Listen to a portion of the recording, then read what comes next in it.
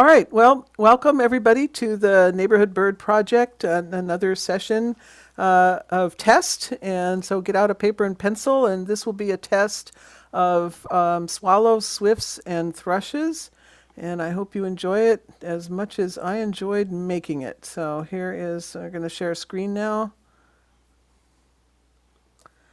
And you're going to get started. So what I want you to do as we go through these birds is if you can tell anything about their age or their gender or anything else of note that you can think of that informs you about what the bird is, not just the idea of the species, note that down too. So here's the first one.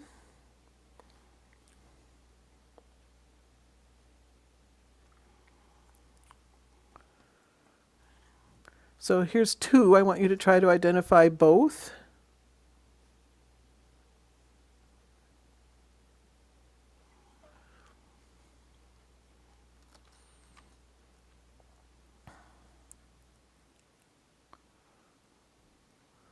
Here comes the next picture. This is picture number 3.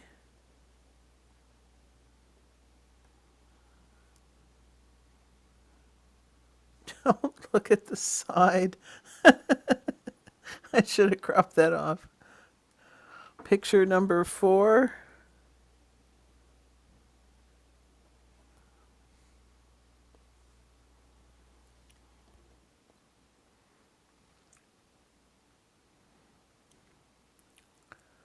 Picture number 5.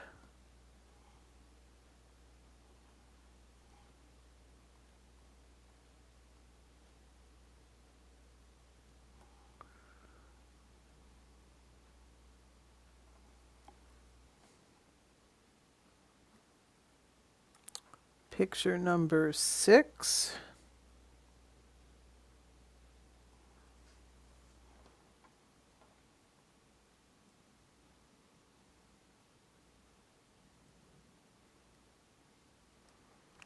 Picture number 7.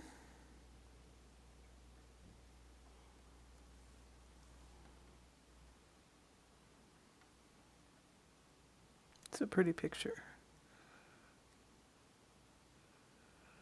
Picture number 8.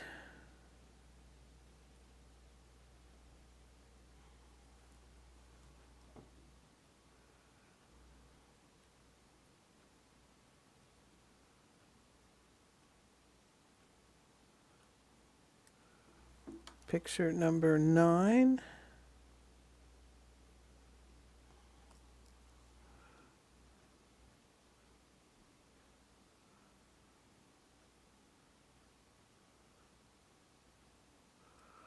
Picture number 10.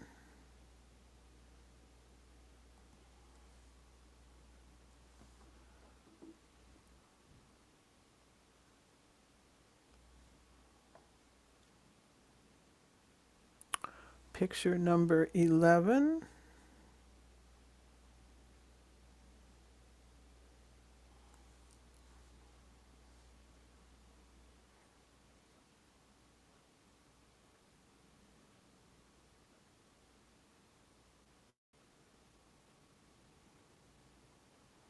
Picture number 12.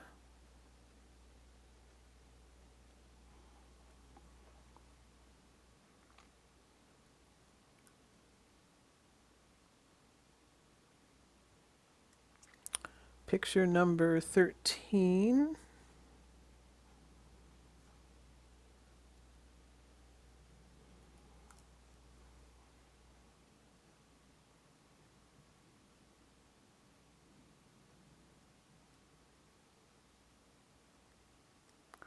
Picture number 14.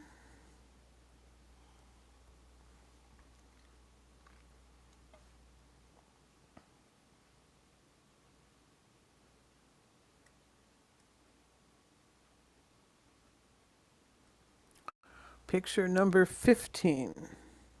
Bonus points if you can identify both.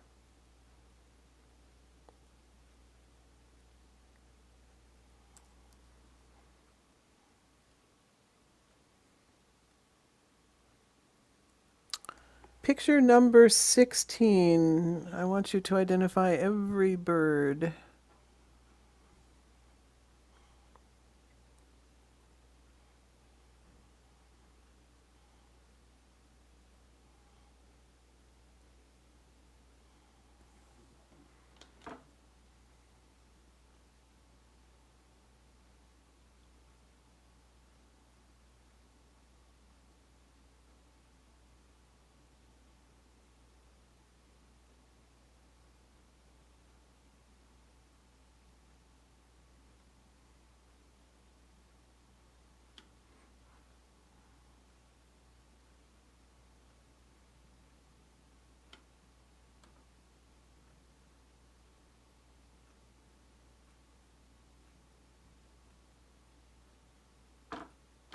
All right, I think that's the last one.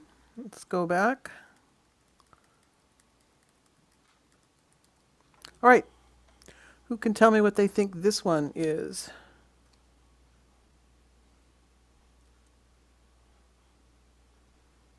I thought maybe it was a juvenile tree swallow, only because it has the really like white belly, and then the brown looks a bit iridescent. Ah, it is a swallow, but no, this is a northern rough-winged swallow. So Okay. you're right that the underparts here look brighter white than we would like. I think that's an effect of the photograph actually, and maybe the light also. But the reason it's not a tree swallow is there would be a distinction between the face. Half the face above the midline would be dark, very dark, and then below that it would be white. So you see, that's not present here. And as for the iridescence, I think once again that's kind of an effect of the photo. But no, this is kind of a more of a matte brown. So this is definitely a northern rough-winged swallow. What about these two?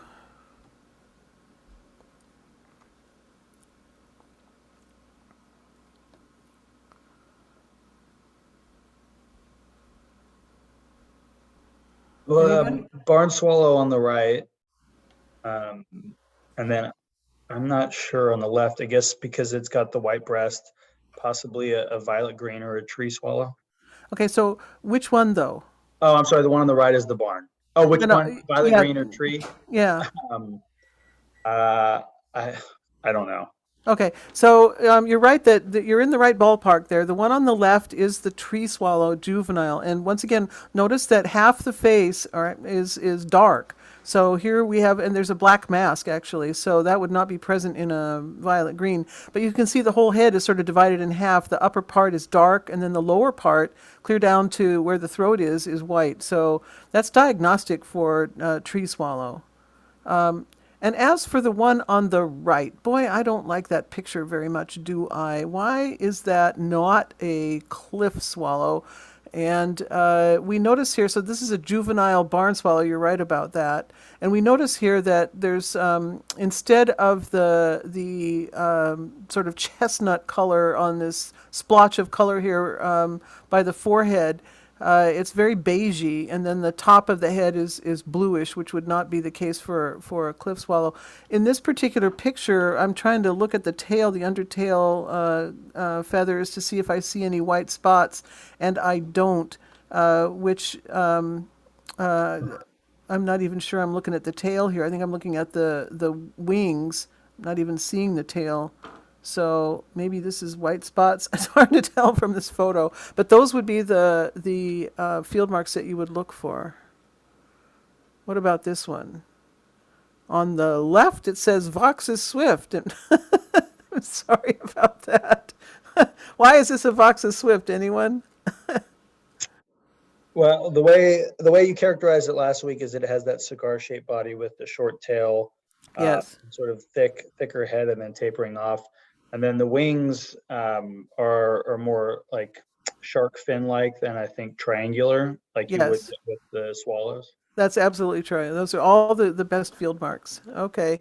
And if you were to see this flying, the flapping pattern would be quite different from a swallow. It's a very straight up and down flap. They don't bend their wings, I should say they don't flop their wings the way a swallow does. So it looks stiffer but when you look at them, because they're lifting everything from the shoulder and not too much beyond the elbow, it looks very fluttery in flight, very fast fluttery flight. Like first I'm going to churn this side and then I'm going to churn that side and I'm going to do them alternately, and that's what gives you the fluttering look. And that's a very different flapping pattern from any of the swallows. So it takes a little bit of practice in the field to see that.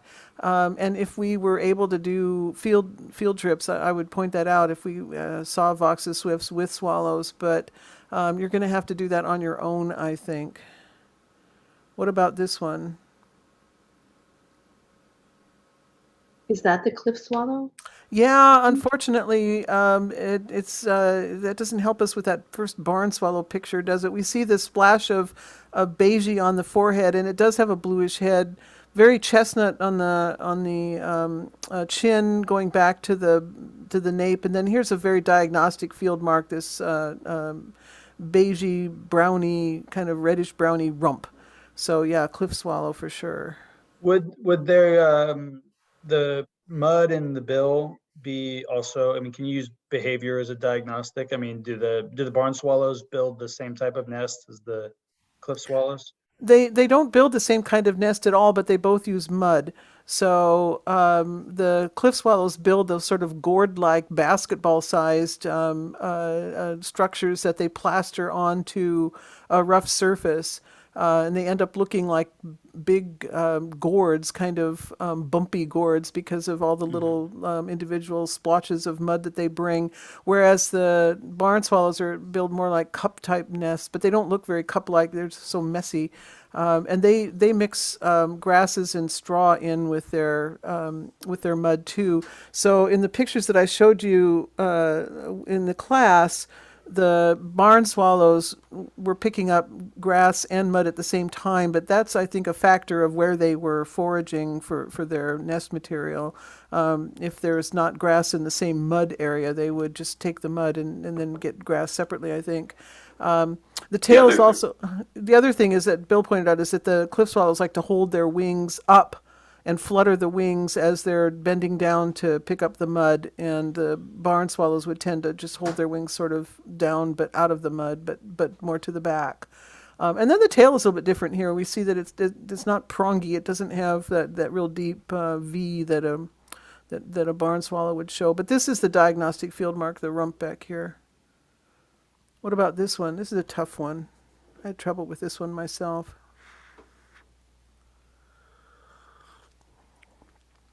Anyone? Well, there's a little bit of chestnut on the wing, like a That's little bit of true. coloring, but it's hard to determine what that's telling me. Uh, well, what's your best take? Well, I wrote down that I thought it was either a juvenile or female barn swallow because of the chestnut.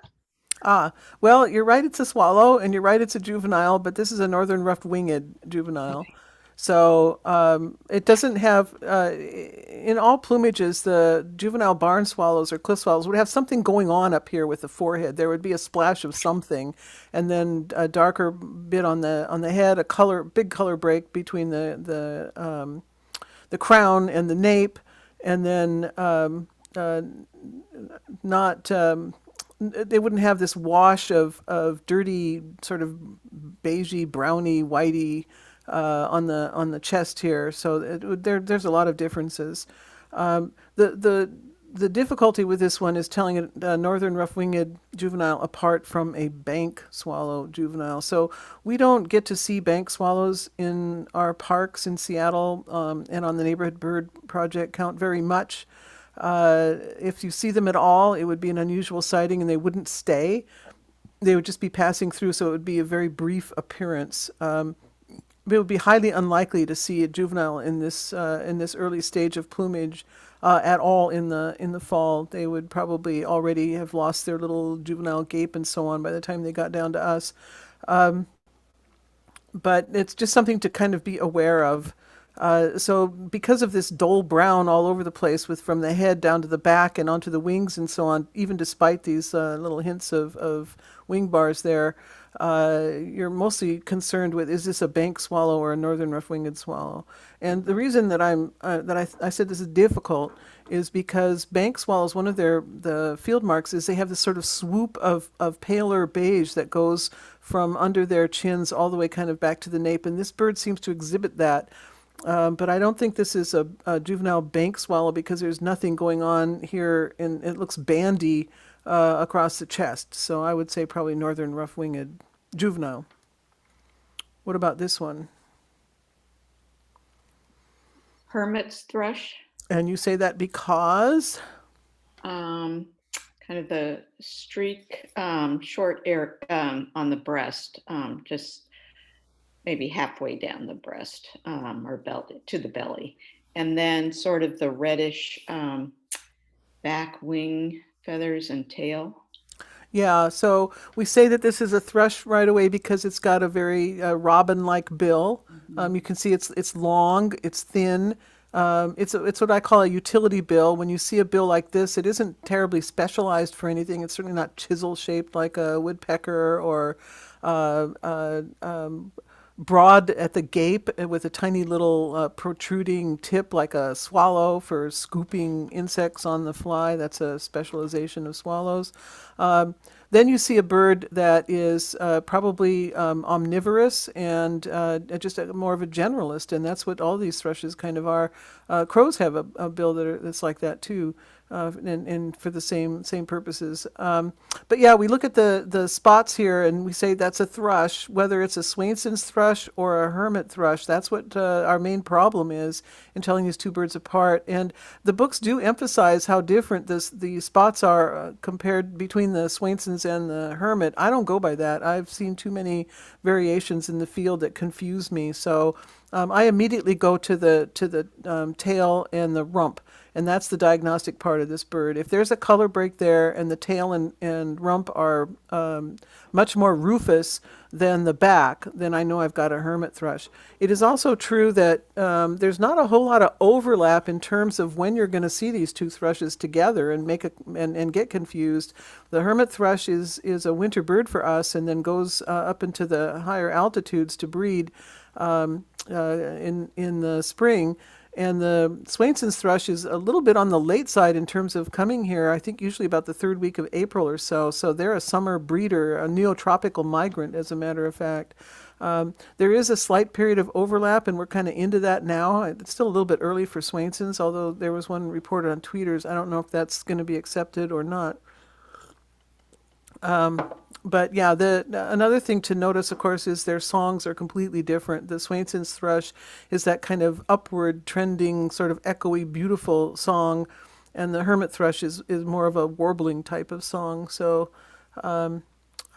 in different tones, it'll sing one song and then go to a different pitch and then sing it at a different pitch and so on. So quite a different vocalization. But unfortunately, the Swainson's thrush doesn't really like to sing except when it's on territory for the most part. So we don't get the singing ones in the city as much unless they're breeding, and I don't know if they are breeding anywhere in our parks. Some of you neighborhood bird project people who've been counting for so long would probably be able to answer that better than I can. I do know at the Phil they do not breed. And in all the years I've birded at the Phil, I've only heard Swainson's singing once. It was beautiful, but it was just that one time. So, any comments on that? Do you know, like the Discovery Park people? I've heard them at Carkeek Park. Oh, at Carkeek, have you? Okay, all right. So they probably do breed here in Seattle then. Well, that's good to know. Love to see some breeding ones, wouldn't you? Mm. All right. What about this bird?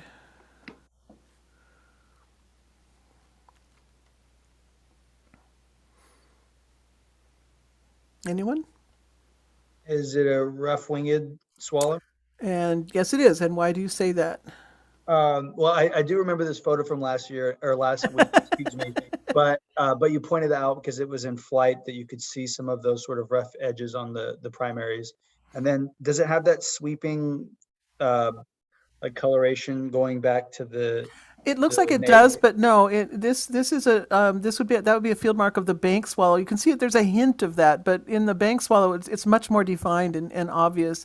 And in this particular picture, of course, you can't see the chest at all hardly. But a bank swallow would have a big band with most of them would have a line coming down from the band too, like a very thin V. So yeah, northern rough-winged. The thing about these northern rough-winged swallows is they're a little bit bigger than the other swallows, than the varns and violet greens and trees and whatnot.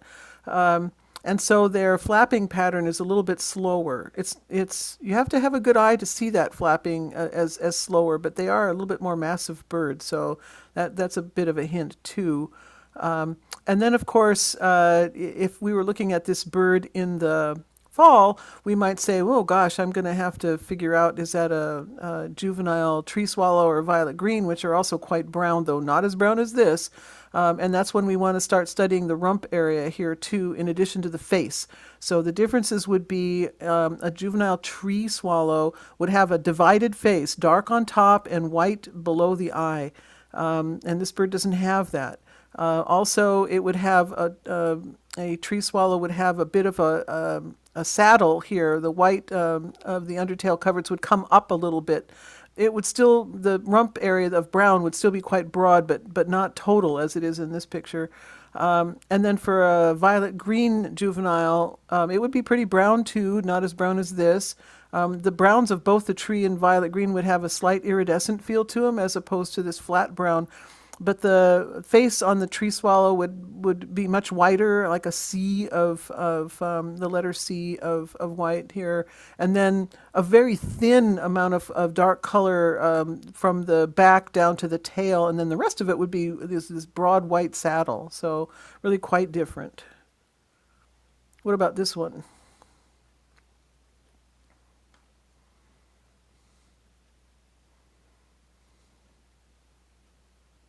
Anyone? Yes, this is a purple martin. And that's a good guess. Male or female? Unknown. This is a female purple martin. So we start with the bill, and we see it's a typical swallow bill. This is with the mouth open, so you can see how big that mouth really is. Here's the little dinky pointy end that tells us that's the bill, and then when the mouth is shut, that's kind of all you see most of the time. It doesn't look like it has a very big mouth at all, but the gape goes all the way back to the eye practically, and then if we were to see this front on, the distance from one side of the bill to the other would be quite broad. So this is a real scoop.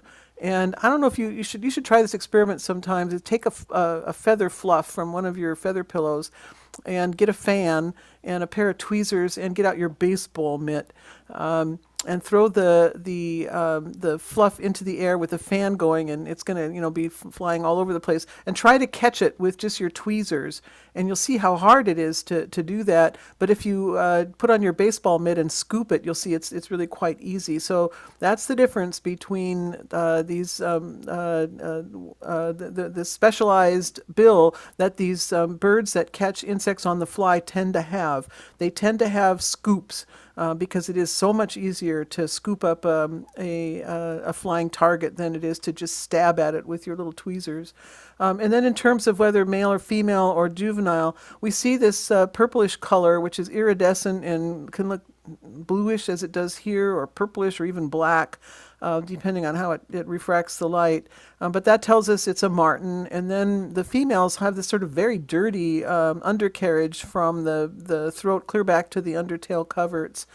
If this were a juvenile, there'd be a lot of spotting here, but we don't see that. So this is a female. Once again, if you see these females with males, as you usually do, it's pretty easy. But if you just see the female by herself with no male in sight, it can be quite difficult. And I would urge you to make a study of these females just by themselves, of all the different species. I mean, start studying your female cinnamon teals, for example, and your female northern pintails, and definitely the female cowbirds, and on and on and on. We tend to kind of shrug and say, well, I'm not sure, it's a female, and then go on, and that's not what you should do.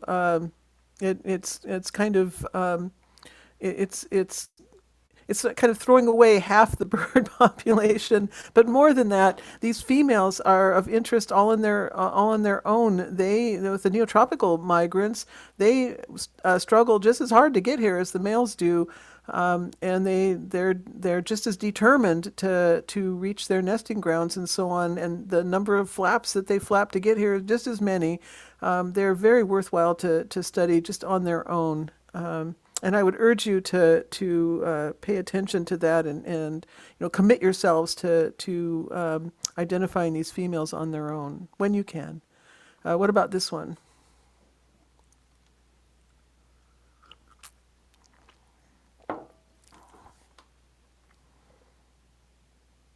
Oh, would that be the Swenson's thrush? Yes, and you say that because Well, the beak is robin-like. you're right.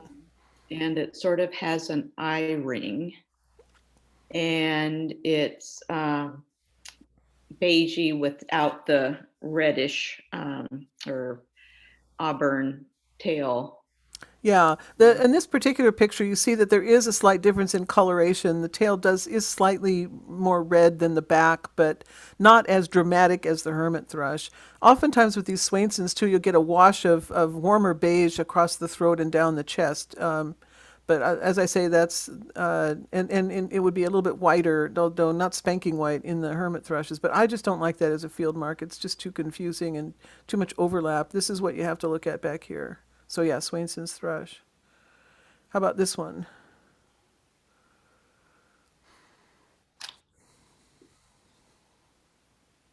Starling And you say that because? of the sort of the almost iridescent greenish purple. Yeah, on the There. underparts. Yeah. This particular picture, I brought it in especially to show you the shape of of this bird in flight. Because sometimes that's all you're going to get. In this particular picture, though, you get the yellow bill. So this is in breeding plumage. It's very much a utility bill. It looks a little faintly robin-like, and it is, but it's more robust. And then you get this sort of chunky body and kind of a nondescript tail. But look at the way the wings are shaped. They're very, how shall I even describe it?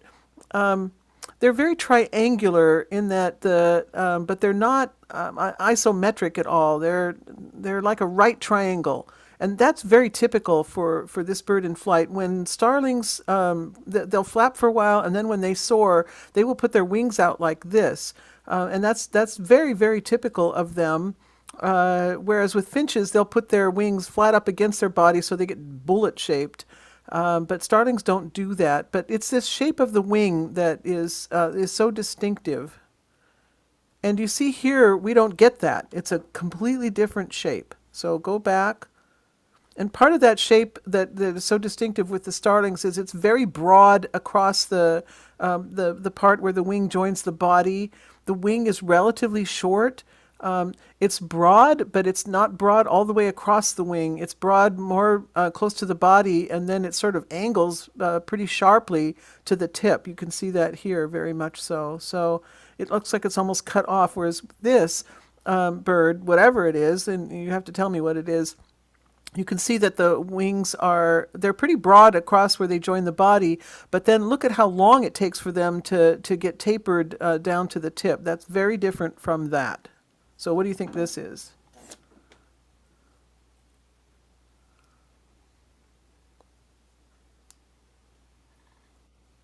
Purple martin. Yes, this is a purple martin. So we see the typical martin bill. It looks very tiny because it just sticks out a little ways, but then we realize it's quite a large bill.